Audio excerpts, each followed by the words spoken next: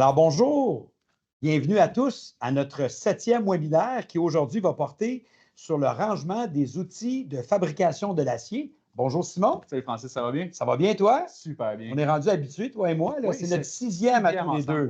Oui. Good, good. Donc, aujourd'hui, avec Rousseau, on va parler des outils de fabrication de l'acier, c'est-à-dire poinçonnage, pliage et usinage.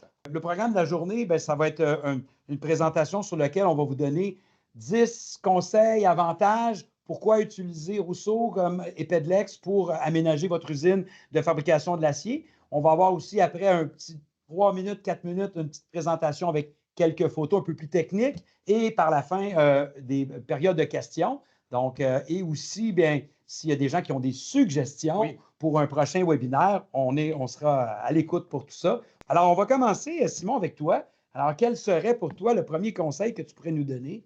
Le premier, ça serait vraiment l'uniformité. Peut-être que certains d'entre vous utilisent déjà les produits Rousseau à vos bureaux, même à la maison, mais adapter les produits Rousseau pour notre thème d'aujourd'hui, qui est le rangement des outils de fabrication d'acier, ça prend seulement quelques-uns des accessoires. On peut voir le chariot juste ici qui est en PVC.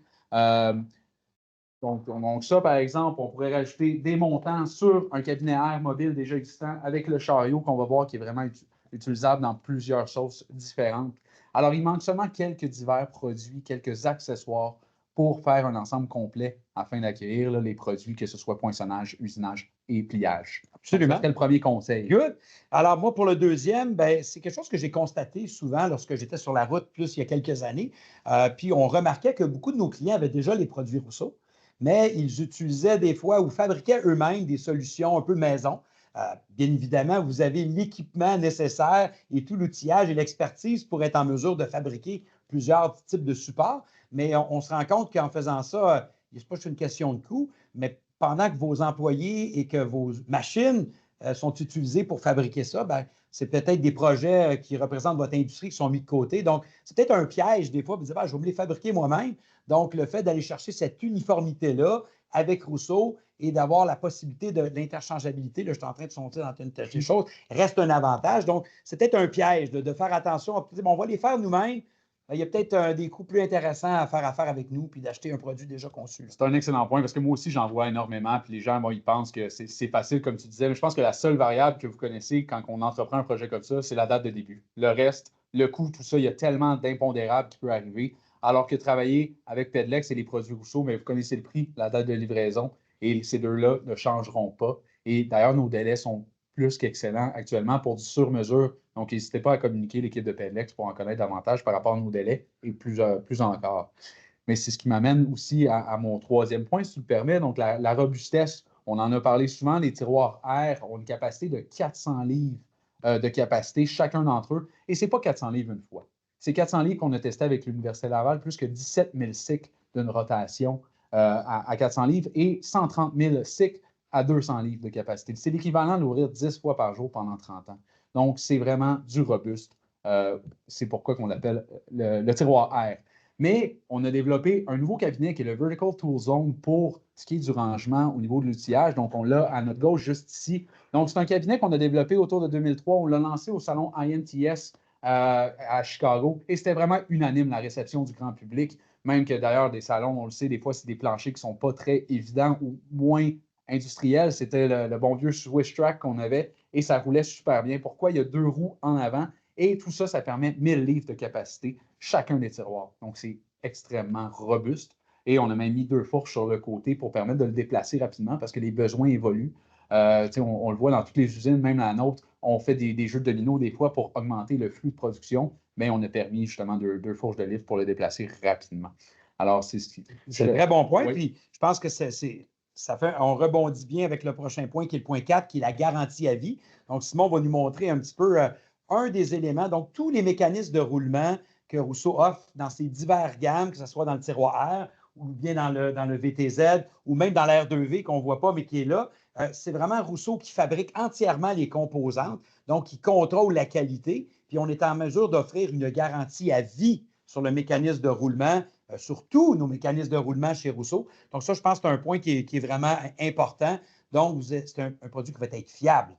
Il va durer longtemps et à vie. Alors, puis je pense que depuis 25 ans, je ne sais même pas si j'ai remplacé 5 chariots. Donc, c'est vraiment la garantie, mais on n'a pas à en remplacer. Le produit est là pour durer, puis c'est vraiment un produit de très, très, très, très haut de gamme. Donc, on retourne à toi, Simon, avec le point numéro 5. Oui, on a parlé de robustesse, mais aussi une de nos grandes forces, la modularité. Ça s'applique tout autant au webinaire d'aujourd'hui, au niveau de la modularité et l'interchangeabilité de tous les produits d'un à l'autre, mais aussi de penser toujours au flux de travail. Comment est-ce que le flux quotidien va se dérouler?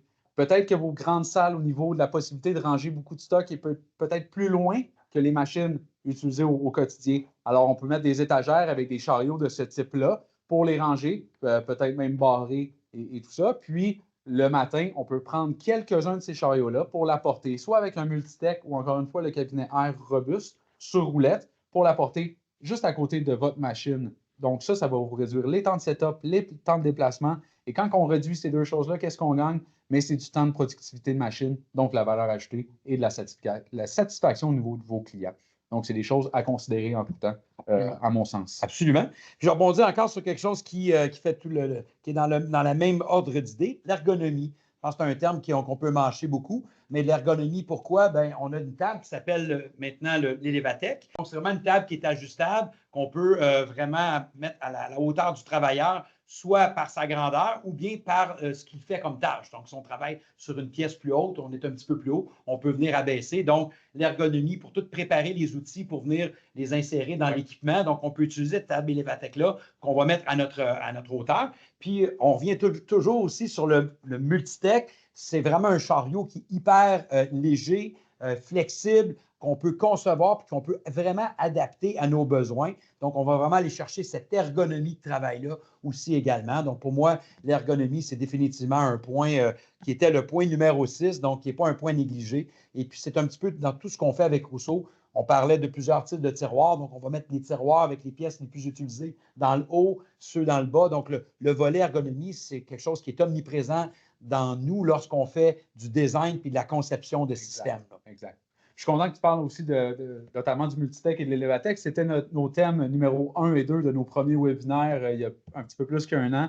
Alors, je vous invite à les regarder de nouveau sur YouTube si jamais vous avez la chance. Vous allez peut-être voir s'il y a eu une amélioration. On était plus rookie à ce moment-là. Je me souviens, j'étais dans mon sous-sol à Saint-Jean-Port. Oui, le premier, on l'avait fait. Maintenant, je me déplace. Donc, on s'améliore. Oui, tout à fait, tout à fait. Mais c'est des produits qu'on a développés, notamment le multitech. On est allé voir plus de 200 entreprises différentes pour bien comprendre le besoin quand on parlait d'un chariot mobile. Même chose pour l'Elevatec, c'est plus de 2 ans de recherche et de développement.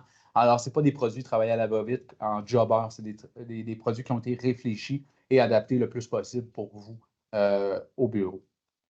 Mais on parlait des 2 premiers webinaires. Je suis pas mal sûr qu'on a parlé de nos 20 couleurs, mais aujourd'hui aussi, il faut en parler, je crois. L'avantage de ces 20 couleurs-là pour le même prix. Donc, vous les voyez ici.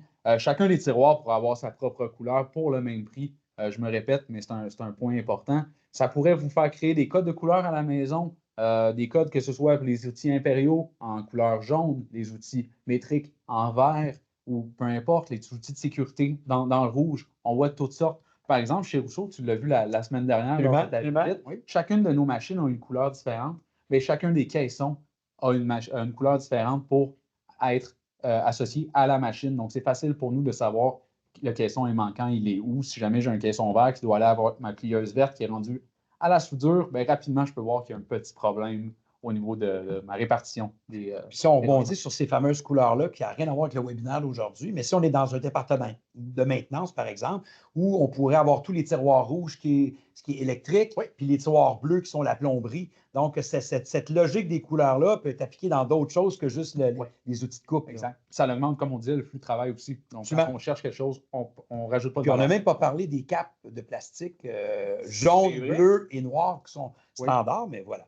Donc, on passe au point numéro 8. On parle de la protection des outils. Les outils qu'on retrouve sont vraiment des équipements qui sont très dispendieux.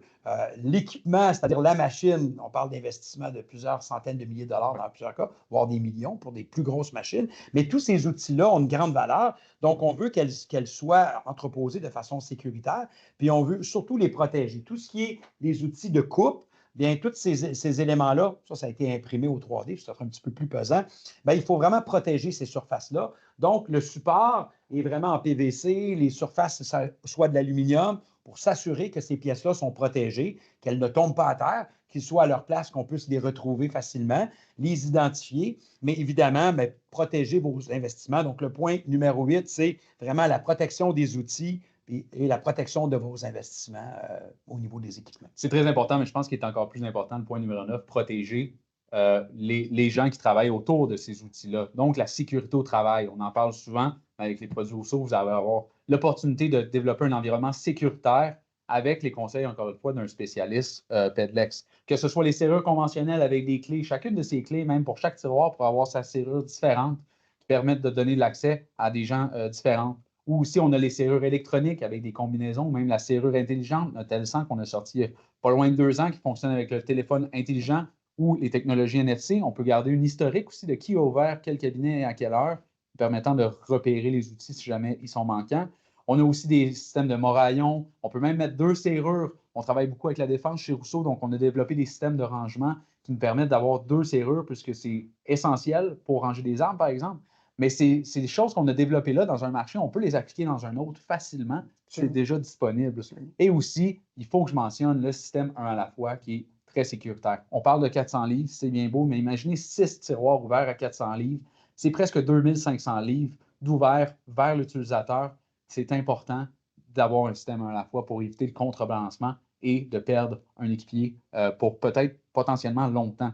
Alors, ce système-là, c'est facile de l'ajouter, que ce soit sur notre configurateur, et c'est même rétro-compatible sur des mobiliers ou que vous avez déjà pour ce qui est des caissons air. Alors, n'hésitez pas à l'ajouter. Je pense que c'est un bon investissement. On vient quasiment au point 2, hein, c'est-à-dire garder les ressources. Oui, c'est-à-dire, si on décide de se lancer dans la fabrication de solutions, il y a peut-être des éléments comme ça qui vont être manquants, qui pourraient avoir un impact sur la sécurité de vos gens. Donc, je pense que de confier ça à des gens comme Rousseau qui utilisent leurs propres solutions chez eux depuis plusieurs années. Je ne sais pas si tu le dis, mais ça, c'est un coffre 75 ans. On est ici dans notre. Donc, Rousseau est à son 76e année.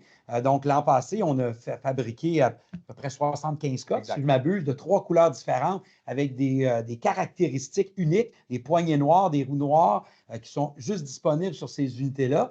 Donc, on en a encore quelques unités chez PEDLEX dans le blanc, dans le bleu et dans le vert. Donc, si vous avez des intérêts, vous nous faites signe. Et tous les profits pour ces coffres-là, allez à Leucan. Donc, un petit rappel, s'il y en a qui sont intéressés d'investir dans un beau coffre Rousseau unique, on a peut-être le vôtre chez vous. Ce qui m'amène à parler au 10e point, c'est là où on va parler un petit peu plus de PEDLEX. On célèbre notre 50 ans, nous, en septembre prochain. Donc, 50 ans d'expertise, 50 ans d'expérience, combiné avec 75 ans chez Rousseau, avec une équipe de vente, d'ingénierie, de chargés de projet, mais également de d'autres partenaires que Rousseau qui nous accompagnent et qui vous accompagnent, vous, dans l'élaboration de diverses solutions. Notre 6e webinaire était avec un de nos partenaires qui s'appelle Kogan et on parlait de mezzanine. Donc, dans votre environnement, lorsqu'on est on remarque les machines, ils ont 7, 8, 9 pieds de haut, puis on est dans une usine où on a des plafonds d'à peu près 20 pieds. Alors, on fait quoi avec l'espace au-dessus de ces équipements-là? Alors, on a des solutions de mezzanine. Donc, PEDLEX peut répondre à votre besoin précis pour des outils de coupe, mais c'est beaucoup plus que ça. On peut même faire des ponts roulants pour amener les pièces plus pesantes, des ponts roulants de postes de travail également. Peut-être l'idée d'un prochain webinaire, justement. Alors, ceci étant dit, le dernier point, c'était le point numéro 10, faire affaire avec PEDLEX, une entreprise d'expérience qui peut vous accompagner avec un projet clé en main. Alors, vous voyez 3 illustrations pour des produits différents à l'écran. Donc, on a scindé la courte présentation en 3 étapes quand même. Donc, les outils de poinçonnage, les outils de pliage et les outils d'usinage. On va pour chacune d'entre elles montrer les solutions différentes et terminer avec des études de cas avec des vraies réalisations. Donc, au niveau du poinçonnage, vous le savez probablement, il y a 5 types d'outils, tout dépendamment de la grandeur de ce poinçon-là. Donc, pour chacun des types, il y a des solutions de rangement différentes qu'on va voir à cette slide-ci. Donc, au niveau des outils A et B qui sont plus petites, on suggère fortement d'y aller avec des porte-mèches dans les tiroirs de 3 à 5 pouces, tout dépendamment de la grandeur de votre poinçon. Et pour ce qui est des plus grandes, on conseille les traditionnels diviseurs et séparateurs, peut-être même avec un fond de PVC ou de caoutchouc pour protéger autant le tiroir que votre punch. Et puis, si jamais vous me dites, oui, mais j'aimerais savoir un tiroir pour chacun d'entre eux, c'est possible. On a développé un plateau pour outils pour répondre aux 5 types de grandeur différentes au niveau des punches. Par contre, personnellement, je conseille un cabinet hybride avec des petits tiroirs en haut et puis des moyens tiroirs pour les outils de type C, D et E. Pourquoi? Mais c'est pour que le premier tiroir, évidemment, est toujours au maximum, mais les deuxième et troisième vont être déjà un petit peu plus haut que si on avait notre cabinet avec des tiroirs uniquement de 10 pouces ou 12 pouces, par exemple. Donc, on peut voir une solution ici, notre approche avec des outils de type A et B dans les porte-mèches en aluminium avec les diviseurs en plastique. Et puis, on a parlé de la station de contrôle Multitech pour le poinçonnage. C'est un bel exemple de Multitech. Mais tu sais, le Multitech, c'est vraiment ces 2 tablettes, 4 poteaux, puis on peut vraiment l'arranger à notre sauce, tout dépendamment du besoin que vous avez à votre travail. Maintenant, parlons rapidement de pliage. Donc, au pliage, vous le savez, l'outil est en 3 parties. Donc, il y a une clé et un poinçon sur la partie supérieure et la partie inférieure, elle, est composée d'une matrice. Donc, si on peut le voir, ces 2 matrices et poinçons-là sur une plieuse. Comment est-ce qu'on les range? Bien, on a plusieurs façons, donc autant sur le BTZ dans les coffres de air normaux ou simplement assis, couché, je devrais dire, dans un tiroir de 3 à 4 pouces. Et puis, on a un bel exemple aussi d'une situation hybride d'un dessus qu'on a mis avec un dessus de bois à l'avant pour prendre des notes, faire des calculs et pour plusieurs types d'autres besoins. Et à l'arrière, on a mis un chariot adapté aux outils de pliage. Donc, c'est facile à prendre pour changer notre prochain setup sur la machine. Ici, on a parlé du VTZ, donc une meilleure photo qui est chez Rousseau d'ailleurs. Donc, on peut voir le rangement complet de nos outils de pliage dans un VTZ. Et puis, on termine avec les outils d'usinage. Donc, au niveau de l'usinage, on peut voir comment on a scindé la tête de notre outil de contrôle numérique. Donc, il y en a plusieurs, des outils différents de contrôle numérique. On peut voir la liste est assez exhaustive. On ne passera pas au travers, mais c'est pour vous montrer au bureau qu'on est capable d'avoir nos solutions, tout dépendamment le type d'outil que vous avez au bureau. Puis, tu en parlais un petit peu plus tôt, Francis, on n'a jamais de contact métal sur métal dans nos solutions. Donc, on peut voir une image décortiquée de notre support à outils en PVC avec des extrusions d'aluminium pour donner du corps à ce support-là. Et puis, ben, on peut voir maintenant une belle photo de l'approche Rousseau dans les outils de contrôle numérique. Moi, je l'aime bien, cette photo-là, Simon. On en parlait un petit peu plus tôt. Lorsque je fais ma formation avec des gens, c'est vraiment une façon de comprendre un petit peu tout l'environnement Rousseau, toute cette famille de produits-là, que ce soit pour mettre un support à outils ou que ce soit pour tout simplement l'utilisation que vous avez chez vous pour, peu importe, même si c'est dans une autre industrie, à voir à quel point cette gamme de produits, elle est flexible et polyvalente. Puis quand on parlait d'interchangeabilité, je pense qu'on en a un bel exemple là, aussi. Effectivement, donc, voilà. C'est une belle image, tu as raison.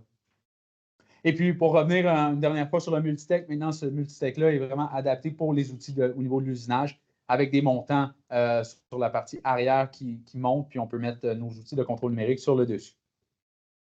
Et puis, on va vous montrer quelques études de cas.